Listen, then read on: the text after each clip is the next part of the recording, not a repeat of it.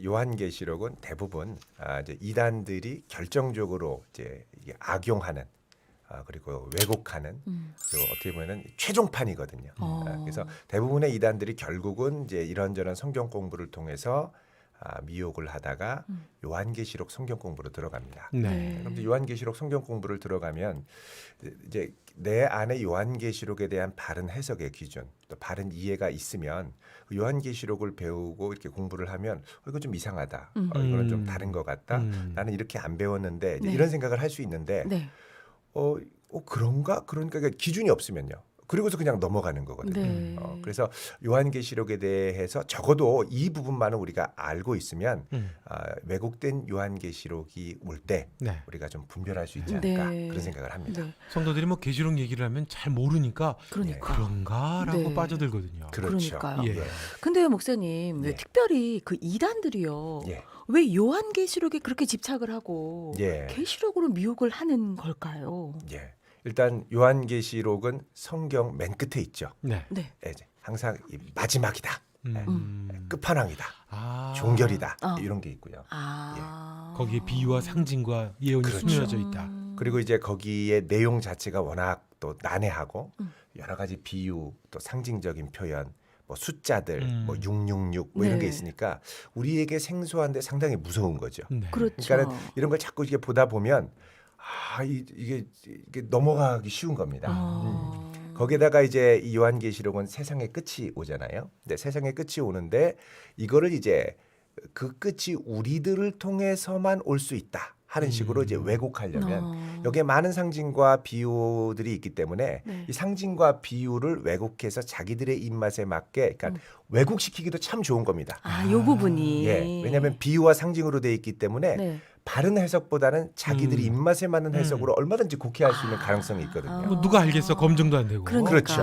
예. 그래서 요한계시록은 아주 이제 단골 메뉴고 네. 그 끝에 되면은 이 요한계시록이 이루어진 곳이 우리다. 네. 뭐 우리가 이제 새 하늘과 새 땅이다. 우리가 하나님 나라 왕국의 회관이다. 뭐 이런 식으로 얘기를 하고 네. 그리고 이제 그곳에 있는 그분이 바로 재림 예수다. 이제 이런 식으로까지 가는 거죠. 그렇군요.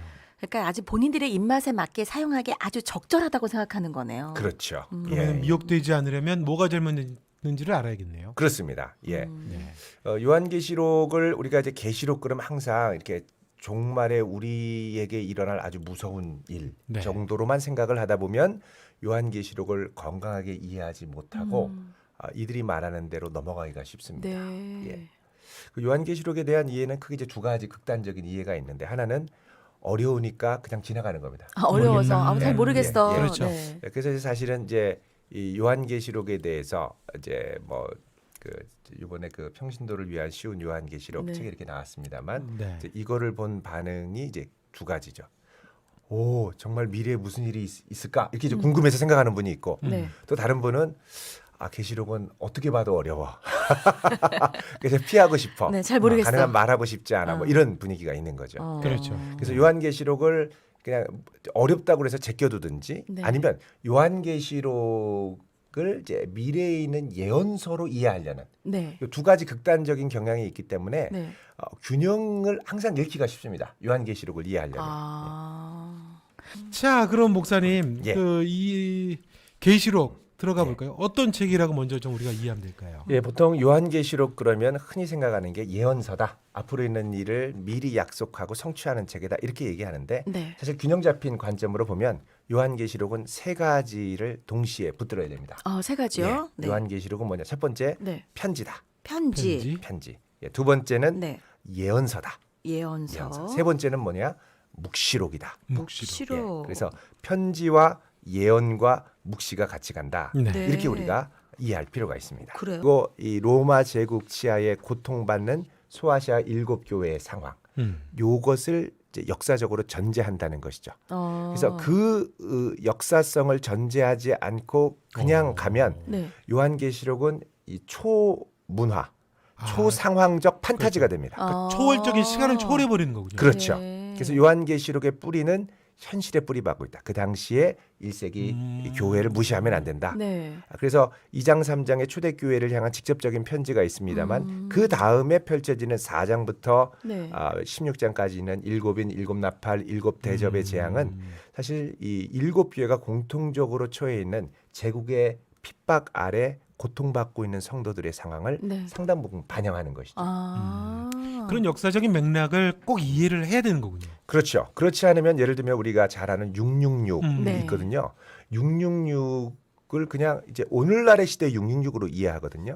근데 이제 666을 그 시대로 가서 보면 네. 오늘 그 요한계시록의 이 666 13장에 나오죠. 여기에 보면은 이렇게 말씀을 합니다. 뭐라 그러냐면 이 요한계시록 13장에 이 수를 세워봐라. 그 수는 사람의 수다 이렇게 얘기하거든요. 네. 17절에 보면 이 표는 곧 짐승의 이름이나 그 이름의 수라. 그러면서 그것은 사람의 수니 그의 수는 666이라 이렇게 얘기를 합니다. 네. 666. 우리는 그냥 666 그러는데 여기서는 666 이렇게 해석하거든요. 그러니까는 666과 666은 다릅니다. 666은 그냥 666 이렇게 쓴 걸 수 있는데 네. 이거는 수량의 총합으로서의 666이죠. 어. 그리고 여기는 그 이름의 수다 이렇게 해서 앞에 정관사 더가 오거든요. 네. 그러니까 특정한 이름을 나타내는 수. 그리고 이것은 사람의 수라 그러죠. 이게 뭐냐하면 그 당시 헬라 시대에 또 히브리어에도 그런 게 있습니다만 네. 옛날에는 아라비아 숫자가 없었기 때문에 네. 이 숫자를 표현하는 방식이 네. 이제 그 글자랑 같이 썼습니다. 글이랑. 예, 그러니까 이제 그리스어 알파벳은 알파, 베타, 감마, 델타 이렇게 나가거든요. 네. 그러면 그 알파가 1이고 네. 베타가 2고 아. 델타가 3이고 이렇게 되거든요. 이게 글자 거랑 같이. 예, 글자의 숫자가 같이 있는 거죠. 그러니까 요 이름을 보고 그 이름에 숨겨진 그 숫자를 빼서 더해봐라. 그게 사람의 수라는 거죠. 그래서 그 폼페이 같은데 폼페이에 화산재로 덮여서 죽었지 네, 않습니까? 그런데 담벼락에 보면 이런 글이 있습니다. 나는 그 이름의 수가 518인 여인을 사랑한다. 이런 글이 있어요. 그런 의미가 있군요. 예, 예. 그러니까 그 당시의 상황을 알지 못하면 그냥 이걸 초문안적으로만 보면 네. 야 이게 666이 이게 뭐야? 뭐야? 뭐 이렇게 생각을 하는 거죠. 그럼 이게 어떤 이름인 거군요. 그렇죠. 그 이름의 알파벳을 다 더했을 때 네. 그 이름이 갖고 있는 게마트리아 숫자의 합이 666이라는 66인 거죠. 거예요. 예. 그래서 그 이름을 다 합치면 이제 학자들이 이제 이걸 갖고 많이 이제 연구를 했습니다만 제일 확률이 높은 건 네로, 네로. 가이사.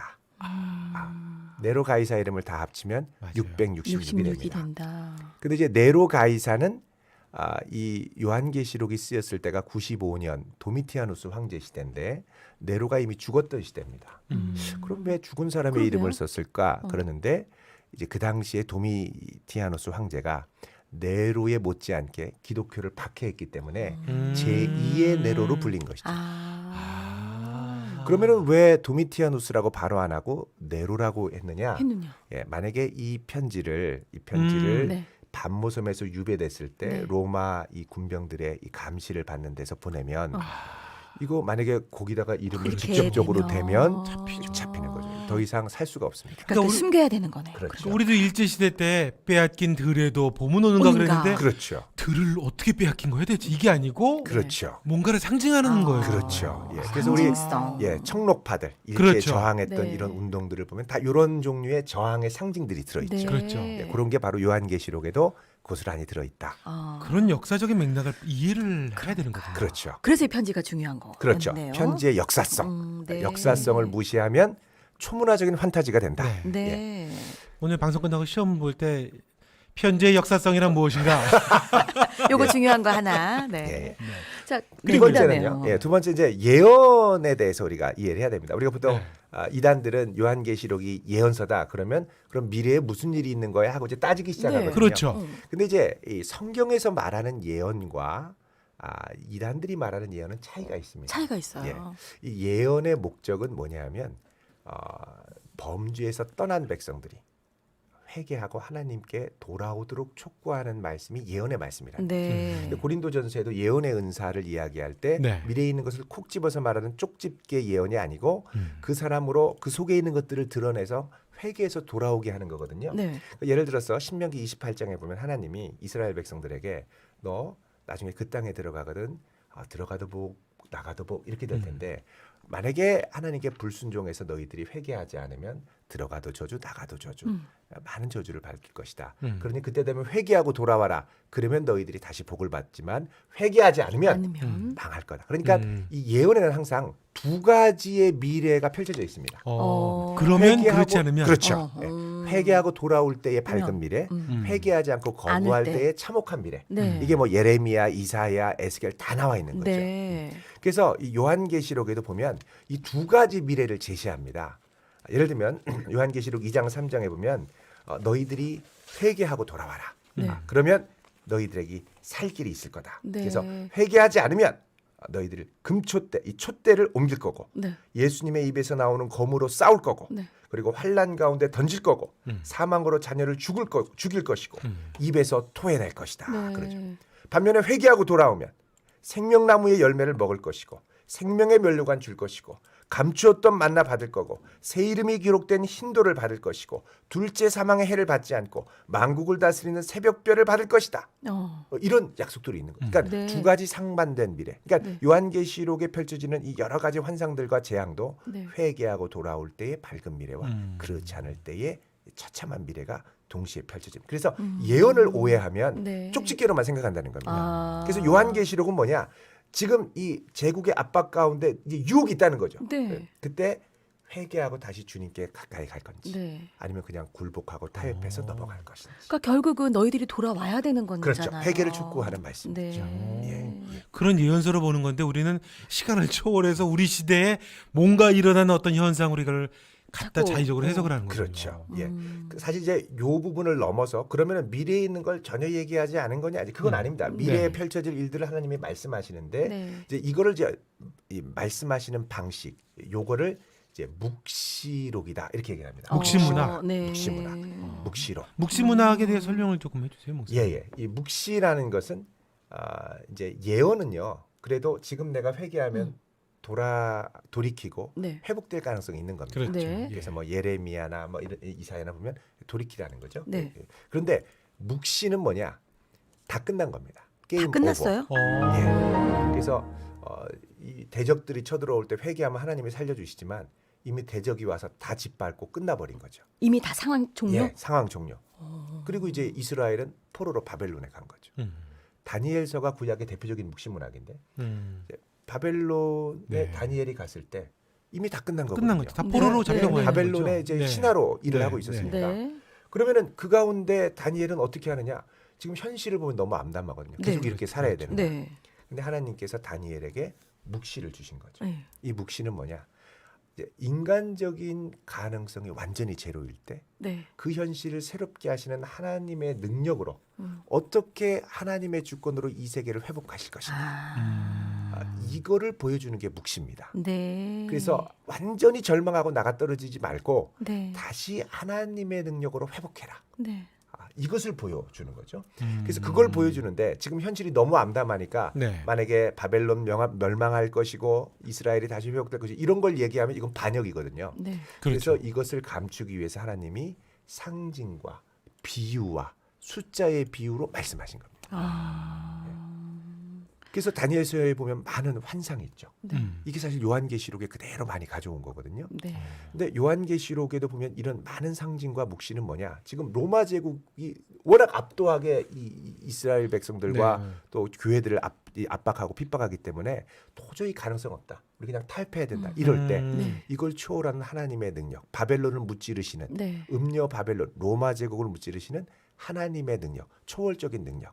이걸 이제 오늘날로 이제 적용을 하면 네. 이 세대의 압박적인 세계화 시대의 이 성도들을 압박하는 세속화와 핍박과 네. 유혹의 물결을 어떻게 이길 것인가? 이걸 압도하는 하나님의 능력이 어떻게 이 세상 가운데 펼쳐지는가를 보여주는데 직설적으로 말하지 않고 상징과 비유로 보여주시는 거죠. 그래서 네. 이제 2일 후에, 그렇죠. 2일 후에 그러면서 그렇게 쓴 장르가 이제 묵시문학이라는 거고. 그렇죠. 그래서 이제 이 묵시문학의 대표적인 표현이 2일 후에 아니면 또 내가 보니 이런 네. 건데 이단들은 요거를 이제 시간 순으로 2일 후니까 다음에 무슨 일이 일어나느냐. 어. 그래서 이단들이 형성된 역사로 말하거든요. 네. 근데 2일 후에나 또 내가 보니는 이 묵시문학에 자주 나오는 에스겔에 네. 많이 나옵니다. 그 장면 전환 어구라는 이 묵시문학의 독특한 표현입니다. 이게 뭐냐면 하나님이 내게 이제 현실을 이기는 환상을 보여주셨는데 네. 너무 압도적이라서 이게 이해가 잘 안 가요. 그러면 요거를 약간 바꿔서 또 다른 관점에서 보여주시고 또 다른 관점에서 보여주시고 그래서 이제 7인, 7나팔, 7대접이 자꾸 7개로 반복되는 이유가 하나님 행하실 일들을 점진적으로 바꿔서 보여주시는 네. 계시록에 등장하는 상징들 여러 상징들 많이 이거 있죠. 어려워요. 네. 예. 일단 숫자를 잘 이해해야 됩니다. 숫자요? 왜냐하면 이단들은 숫자를 실제로 수로 생각하거든요. 네, 요거 받아 적어야 되나요? 영상 다시 보시면 되니까. 예, 예. 뭐 두 중인이다. 그러면 뭐 거기서는 실제 이단 같은 경우에 두 사람을 얘기합니다. 두 사람. 실제로 나타난 두 인물. 네. 또 24장로 하면 그 조직 안에 24장로. 그렇죠. 7별 그러면 그 교회를 처음에 담당했던 7사자들, 네. 목자들, 지도자들 이렇게 이제 그대로 실수로 이름을 우리 잘 아는 14만 4천. 그렇죠. 네. 14만 4천 네. 아유. 실제 수죠. 어. 근데 이제 요한계시록의 묵시의 특징은 이게 상징적인 의미를 갖고 있는 수라는 것입니다. 네. 예를 들면 두 증인만 하더라도 그렇죠. 신명기에 보면 합법적인 증인으로 그 증언의 유효성을 나타낼 수 있는 최소한의 수가 2명입니다. 그래서 사람을 죽이는 사형 판단, 유죄다 무죄다를 받을 때는 반드시 한 사람의 증언으로 하지 말고 2-3사람의 증언으로 하라고 말씀을 하죠. 네. 그러니까 둘은 뭐냐? 합법적인 증언의 유효성을 나타내는 네. 수. 그게 이제 둘입니다. 둘. 그다음에 이제 3이 있는데 이거는 삼위일체 하나님. 네. 완전하신 하나님. 그래서 요한계시록에는 성부, 성자, 성령 삼위일체 하나님이 나오는데 네. 악의 삼위일체가 또 나오죠. 용, 바다에서 나온 짐승, 땅에서 나온 짐승. 네. 요한계시록 12장, 13장 이렇게 나오는데, 예. 그리고 이제 4가 있습니다. 4는 동서남북, 세상 사방을 나타내는 의미가 4입니다. 네. 예, 예. 5는 황충이 와서 5달 동안 세상을 제어하는 네. 권세를 받죠. 네. 5는 재앙의 제한된 기간. 아. 10은 만수입니다. 세상 만수. 5는 절반인 제한된 기간. 6은 불완전수. 완전하지 못한 불완전함. 네. 7은 반면에 완전수. 네. 7에서 하나 모자란 게 불완전한 6이죠. 예. 음. 그리고 8은 7 다음에 새로운 새 창조가 시작되는 뉴 사이클. 이게 8이고요. 네. 예. 그리고 12는 하늘과 땅 4 곱하기 3이죠. 예. 3이 하늘, 땅이 4. 사방이니까 요거를 곱한 게 12. 그래서 하나님의 모든 백성을 나타내는 수입니다. 네. 그래서 12 곱하기 12 곱하기 1000 많다라는 걸 합치면 14만 4천이 되는 거죠. 그렇게. 예. 그래서 24는 12 더하기 12 구약과 신약의 백성의 총합. 그리고 이제 24고요. 또 42달 우리가 잘 아는 3년 반 네. 1260일. 이건 뭐냐? 7년의 절반입니다. 그러니까 완전한 기간의 절반. 그러니까 이게 고통받는 기간인데 이제 여자가 광야로 도망가서 네, 고통받는 해산하는 기간인데 기간이라고 하죠. 요 기간이 완벽한 게 아니라 절반이다. 그렇게 길지 않다. 네. 요거를 상징적으로 보여주는 거죠. 예. 이런 식의 상징적인 숫자들. 네. 재밌네요, 이해할 필요가 목사님.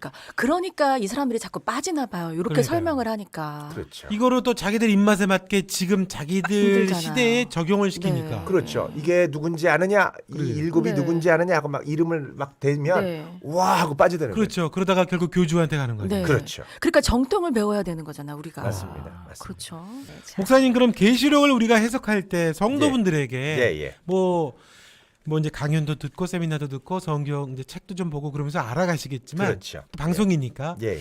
좀 이게 대략적이라도 좀 해석하는 데 있어서 좀 예. 이런 건 유의하시면 됩니다. 라고 예. 해주신다면 어떤 걸까요, 목사님? 요한계시록을 이해하는 이제 7가지 이 틀, 네. 기본적인 이 요지를 우리가 네. 잘 알면 네. 이제 네. 이게 벗어나면 좀 이상한 거죠. 요거 이제 벗어나면? 시험에 나오는 거군요. 벗어나면 안 되는 거야. 여기에 예. 있어야 돼. 네. 첫 번째는 현재의 책이라는 겁니다. 현재의 책. 현재의 책. 현재의 책. 미래를 막 예언하고 초문화적으로 막 가가지고 언제 무슨 일이 일어나고 이게 아니라는 거죠. 네. 현실의 뿌리 박은 계시록. 음. 동일한 상황을 적용하면 오늘 현실 우리를 위한 책이기도 우리에게도. 합니다. 예. 그다음 두 번째는 승리의 책입니다. 네. 승리의 요한계시록은 보통 이긴 자 많이 들어보셨죠? 네, 네. 예. 근데 이긴 자인데 요한계시록에서 말하는 이김은 무슨 이김이냐면 고난과 핍박, 그리스도의 핍박에 참여함으로 이기는 역설적인 승리. 그래서 순교자가 6장에 보면 하늘 보좌에 가서 순교당에서 우리 피를 언제까지 갚아주시겠습니까? 네, 맞아요. 그런 호소하잖아요. 데만 네. 나오죠. 결국은 이 응답이 20장, 21장, 22장에 다 이루어집니다. 네. 그래서 새 하늘과 새 땅으로 가는 거죠. 그러니까는 승리는 무슨 승리냐? 싸워 이긴다는 건 그리스도의 핍박과 인내와 수고에 동참하여 싸워 이긴다. 네. 세 번째는 뭐냐? 네. 요한계시록은 이 세상이 아무리 혼란하고 타락해도 결국 하나님이 이기시는 것을 보여주는 아멘. 하나님께 주권이 있는 것을 보여주는 책이다. 아. 하나님의 승리. 네, 하나님. 네. 그다음에 네 번째는 네. 요한계시록은 선교의 책이다. 선교. 많이 나오는 표현이 모든 족속과 열방과 백성과 나라 엄청 네. 많이 등장하거든요. 네. 이거는 뭐냐? 요한계시록이 단순히 우리가 어떻게 현실을 피해서 도망가느냐가 아니라 네. 이럴수록 더 힘있게 복음을 증거하고 많은 이들이 하나님을 예배하는 곳으로 초대해야 된다. 네. 이걸 보여주는 겁니다. 아. 천상의 예배나 여러 가지가 보여지죠. 그다음 다섯 번째는 뭐냐? 기도의 능력. 기도. 순교자들의 기도로 하나님 나라가 완성되고 네. 일곱 나팔, 일곱 대접, 일곱 인이 펼쳐지는 거죠. 네. 그다음에 여섯 번째는 뭐냐? 요한계시록은 창세기부터 시작된 하나님의 언약이 최종적으로 완성되는 에덴 동산에 시작했던 에덴 동산, 하나님을 예배하는 네. 장소가 새하늘과 새 땅으로 완성된 것이죠. 그리고 인류가 타락했는데 하나님이 여인의 후손을 통해서 뱀의 머리를 상하게 할 것이다. 그 최종 완성이 계시록에서 이루어진 것이죠. 네. 그래서 모든 구약과 신약의 약속들이 최종적으로 완성된 것이 요한계시록. 네. 그다음에 이제 이것과 관련해서 네. 언약의 완성이다. 네. 이렇게 표현도 합니다. 그다음에 일곱 번째는 요한계시록은 결국 이걸 통해서 이 땅에 다시 오셔서 온 세상을 새롭게 하실 주님을 기다리는 신앙. 네. 주 예수여 어서 오시옵소서. 오시옵소서. 마라나타의 신앙이죠. 네. 예. 주님이 이미 오셨다가 아닙니다. 네. 오실 주님을 기다리는 것으로 끝이 나야 됩니다. 네.